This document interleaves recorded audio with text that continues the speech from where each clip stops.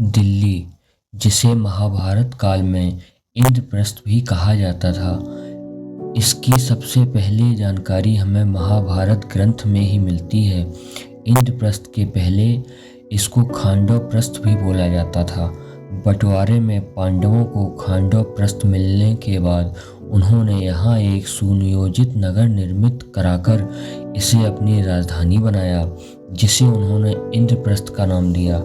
कहते हैं महाभारत काल में अर्जुन के वंशज उनके पौत्र परीक्षित के कुछ समय बाद दिल्ली नगर उजड़ गया था। उसके बाद 1736 ईस्वी में तोमर राजपूत, जो कि अर्जुन के पौत्र राजा परीक्षित के वंशज कहे जाते हैं, उन्होंने इस दिल्ली का पुनः निर्माण करवाया। इस वंश के प्रतापी राजा अनंगपाल तोमर प्रथम ने दिल्ली की पुनः स्थापना की और उसे ढिल्लिका नाम दिया, जिसकी जानकारी हमें एक श्लोक से मिलती है, जिसमें लिखा है, देशो ऋता हरियाणा क्या पृथ्वीव्याम स्वर्ग सन्निभा ढिल्लिका क्या पुरी यत्र तोमरे रस्ती निर्मिता। अर्थात पृथ्वी पर हरियाणा नामक स्वर्ग से भी सुंदर देश है, वहाँ तोमरों द्वारा निर्मित ढिल्लिका नाम की सुंदर नगरी है। तोमरों ने दिल्ली पर 1165 तक शासन किया। उसके बाद इसके अंतिम शासक अनंगपाल तोमर के कोई संतान न होने पर उन्होंने अपने नाती चौहान वंशीय पृथ्वीराज चौहान को दिल्ली सौंप दी, जिन्हें हम राय पिथौरा नाम से भी जानते हैं। चौहानों ने दिल्ली पर 1192 तक शासन किया। इसके बाद तराइन के दूसरे युद्ध में, जो कि पृथ्वीराज व मोहम्मद गौरी के बीच लड़ा गया था, में धोखे से हराने के बाद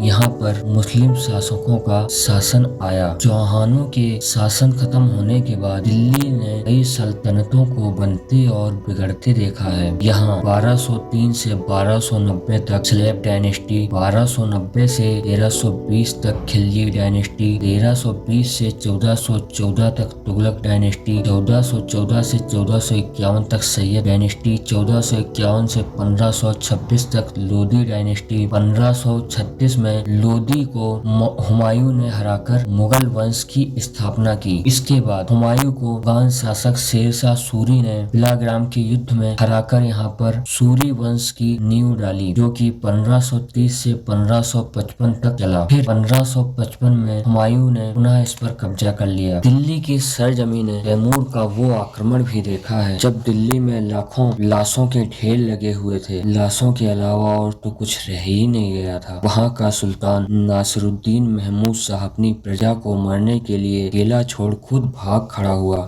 तैमूर दिल्ली में 2 सप्ताह तक रहा। 13 दिसंबर 1398 से 1 जनवरी 1399 तक उसने दिल्ली में कत्लेआम किया। कहते हैं सिर्फ 13 दिसंबर को ही उसने 1 लाख हिंदुओं के सिर कटवा दिए थे। उसके बाद तैमूर फिरोजाबाद, मेरठ, हरिद्वार, कांगड़ा और जम्मू को लूटता हुआ वापस चला गया। इतिहासकार बदायूनी लिखता है, जो लोग दिल्ली में बच गए थे वे अकाल और महामारी से मर गए। 2 महीने तक दिल्ली में किसी परिंदे ने भी पर नहीं मारा। फिर 1752 से 1803 तक दिल्ली मराठों के नियंत्रण में रही। अंग्रेजों से युद्ध हारने के बाद मराठों का दिल्ली पर नियंत्रण समाप्त हो गया और अंग्रेजों ने दिल्ली को अपने नियंत्रण में ले लिया। उसके बाद फिर ये मुगलों के नियंत्रण में आई। अंतिम समय में 1857 में बहादुर शाह जफर को हराकर अंग्रेजों ने दिल्ली पर अपना शासन स्थापित कर लिया।